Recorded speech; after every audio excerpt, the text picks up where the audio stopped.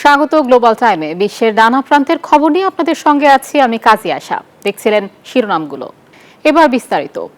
ট্রাম্পের ধরপাকড় আর কড়াকড়ি নীতিতে যুক্তরাষ্ট্রে গেল 6 মাসে অভিবাসীর সংখ্যা কমেছে 10 লাখের বেশি। 60-এর দশকের পর এই প্রথম এমন ঘটনা ঘটল।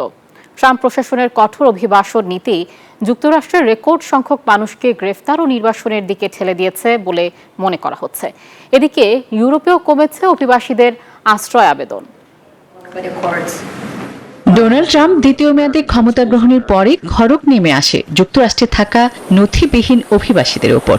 চলে তাদের খোঁজে তল্লাশি, গ্রেফতার ও বিতাড়িতের কাজ। এমনকি 12টি দেশের নাগরিকদের যুক্তরাষ্ট্র প্রবেশে পূর্ণ ভ্রমণ নিষেধাজ্ঞাও দেয় তার প্রশাসন। এমন আবহে পিউ রিসার্চ সেন্টারের নয়া এক সমীক্ষা বলছে, জানুয়ারি থেকে জুন পর্যন্ত যুক্তরাষ্ট্রে অভিবাসীর সংখ্যা কমেছে 10 লাখের বেশি। চলতি বছরের জানুয়ারিতে দেশটিতে অভিবাসীর সংখ্যা ছিল রেকর্ড 5,33 লাখ। 6 মাসে যা কমে দাঁড়িয়েছে 5,19 লাখে। প্রায় 50 বছর পর অভিবাসী জনসংখ্যা হ্রাসের এমন চিত্র মিলল যুক্তরাষ্ট্রে। ট্রাম্পের অভিবাসন দমন নীতি মার্কিন শ্রম বাজারেও প্রভাব ফেলেছে। এই সময়ে যুক্তরাষ্ট্রের শ্রম বাজার থেকে বাদ পড়েছেন 7,50,000 অভিবাসী শ্রমিক। এই জন্য ট্রাম্প প্রশাসনের অভিবাসন দমন নীতিকেই দায়ী করা হচ্ছে। এখানেই শেষ নয়, ট্রাম্প প্রশাসনের নজরদারিতে রয়েছে পর্যটক ভিসাধারীরাও। মার্কিন ভিসাধারী প্রায় 5,50,00,000 মানুষ এই আওতায় আসছেন। তবে অভিবাসীর সংখ্যা কমলেও যুক্তরাষ্ট্র এখনও বিশ্বব্যাপী সর্বাধিক সংখ্যক অভিবাসীকে আশ্রয় দেয়। এদিকে ইউরোপীয় ইউনিয়নের দেশগুলোতেও আশ্রয় আবেদনকারীর সংখ্যা কমেছে। ইইউ এর পরিসংখ্যান বলছে, ইউরোপের দেশগুলোতে গত বছরের একই সময়ের তুলনায় প্রথমবার আশ্রয় আবেদনকারীর সংখ্যা 1/3 কমেছে। আসমাতুলি, নিউজ 24। যুক্তরাষ্ট্রের শিকাগোতে সেনা মোতায়েনের পরিকল্পনা করছে ট্রাম্প প্রশাসন। এ লক্ষ্যে কাজও শুরু করেছে মার্কিন প্রতিরক্ষা দপ্তর পেন্টাগন। এমন তথ্য জানিয়েছে রয়টার্স। আগামী সেপ্টেম্বরের মধ্যে কয়েক হাজার ন্যাশনাল গার্ড সদস্য মোতায়েন করা হতে পারে বলে ধারণা করা হচ্ছে। তবে এই ঘটনায় নিন্দা ও উদ্বেগ জানিয়েছে বিরোধী ডেমোক্র্যাট শিবির। ইলিনয় অঙ্গরাজ্যের গভর্নর জে.বি. প্রিটস্কার বলেন, এ মুহূর্তে ন্যাশনাল গার্ড বা অন্য কোনো বাহিনী মোতায়েনের মতো জরুরি অবস্থা শিকাগোতে নেই। এটি রাজনৈতিক উদ্দেশ্য প্রণোদিত এবং ক্ষমতার অপব্যবহার বলে জানান তিনি। এর আগে ক্যালিফোর্নিয়া অঙ্গরাজ্যেও গভর্নরের বিরোধিতা সত্ত্বেও লস এঞ্জেলেসে 700 মেরিন ও 4,000 ন্যাশনাল গার্ড সদস্য পাঠায় ট্রাম্প প্রশাসন। ইরানে মার্কিন হামলার প্রভাব নিয়ে ভিন্ন মত দেয়ায় এবার বরখাস্ত হলেন পেন্টাগনের প্রতিরক্ষা গোয়েন্দা সংস্থার প্রধান। বিবিসি জানায়, শনিবার গোয়েন্দা সংস্থা ডিআইএ এর প্রধান লেফটেন্যান্ট জেনারেল জেফ্রি ক্রুসের বিরুদ্ধে এ পদক্ষেপ নেন মার্কিন প্রতিরক্ষা মন্ত্রী পিট হেগসেথ। সম্প্রতি ডিআইএ এর ফাঁস হওয়া এক প্রতিবেদনে বলা হয়েছিল, মার্কিন হামলায় ইরানের পারমাণবিক কর্মসূচি মাত্র কয়েক মাসের জন্য বাধাগ্রস্ত হয়েছে। এই তথ্যকে সম্পূর্ণ ভুল আখ্যা দিয়ে তীব্র প্রতিক্রিয়া জানিয়েছিলেন প্রেসিডেন্ট ডোনাল্ড ট্রাম্প। এদিকে মার্কিন সিনেটর মার্ক ওয়ার্নার বলেছেন, গোয়েন্দা তথ্যকে দেশের সুরক্ষার পরিবর্তে আনুগত্যের পরীক্ষা হিসেবে দেখছে ট্রাম্প প্রশাসন।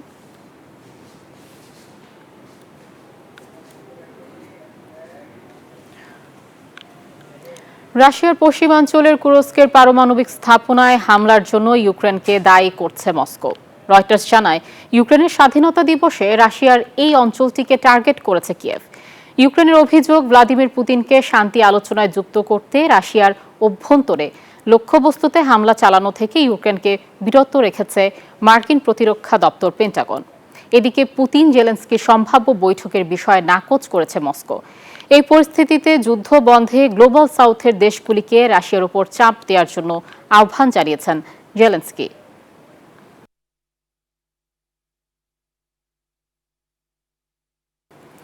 সম্প্রতি পাকিস্তানের সাবেক প্রধানমন্ত্রী ইমরান খান কয়েকটি মামলায় জামিন পেলেও কারাগার থেকে মুক্তি মেলেনি। পিটিআই জানায়, দুর্নীতির অন্য একটি মামলায় 14 বছরের সাজাই তার মুক্তির পথে বাধা হয়ে দাঁড়িয়েছে। গেল বৃহস্পতিবার সুপ্রিম কোর্ট থেকে 8 মামলায় জামিন মেলে সাবেক এই ক্রিকেটারের। দেশটির সর্বোচ্চ আদালত জানান, যদি আর কোনো মামলা বা আটকাদেশ না থাকে তাকে কারাগার থেকে ছেড়ে দিতে। তবে তোষাখানা মামলায় গ্রেপ্তার থাকায় এখনও কারাগারেই থাকতে হচ্ছে ইমরান খানকে। পিটিআই জানায়, ওই মামলার জামিনের জন্য আইনি লড়াই চলছে। 2022 সালে অনাস্থা ভোটে প্রধানমন্ত্রিত্ব হারান 72 বছর বয়সী ইমরান খান। এরপর থেকেই তার বিরুদ্ধে একের পর এক মামলা করে শাহবাজ সরকার।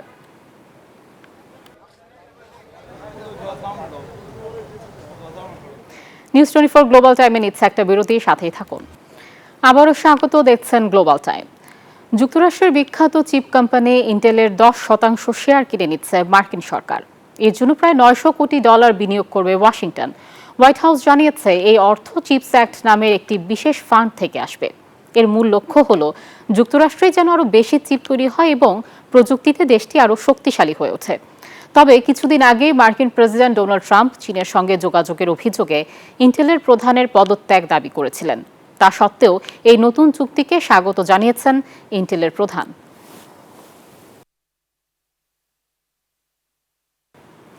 প্যারিসে আমিষ নির্ভর এক রেস্তোরাঁকে নিরামিষ রেস্তোরাঁ রূপান্তর করেও জনপ্রিয় করে তুলেছেন বিখ্যাত ফরাসি শেফ অ্যালা পাশার্ড।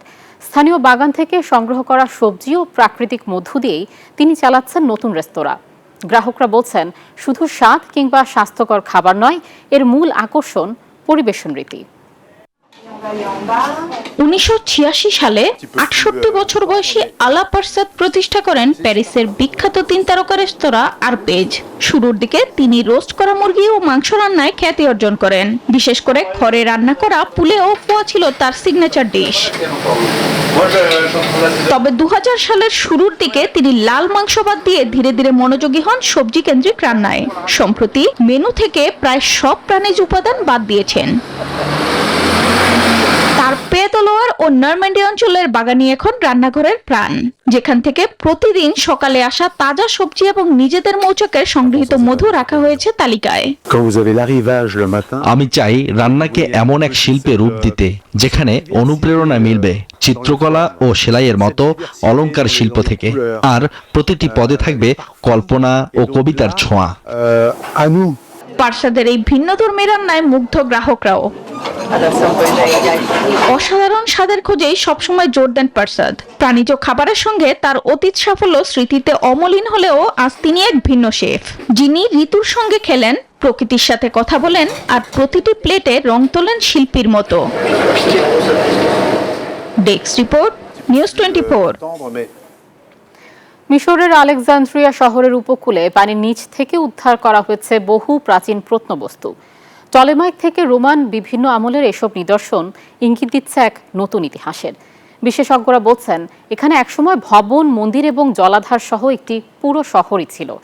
ধারণা করা হচ্ছে এটি প্রাচীন কেনোপাস শহরেরই একটি হারিয়ে যাওয়া বর্ধিত অংশ হতে পারে। মিশরের আলেকজান্দ্রিয়ার উপকূলে পানির নিচ থেকে উঠে এলো হাজার বছরের পুরনো ইতিহাস। ডুবুরিরা উদ্ধার করেছেন টলেমাইক থেকে রোমান আমলের বেশ কিছু প্রত্নবস্তু। এই আবিষ্কার প্রমাণ করে সময়ের সাথে সাথে শহরটির কলেবর কেবলই বেড়েছিল। প্রত্নতত্ত্ববিদরা বলছেন, শুধু নিদর্শনই নয়, এখানে আস্ত একটা শহরের প্রমাণ মিলেছে। পাওয়া গেছে পুরনো দিনের ভবন, মন্দির আর মাছের খামারের চিহ্ন।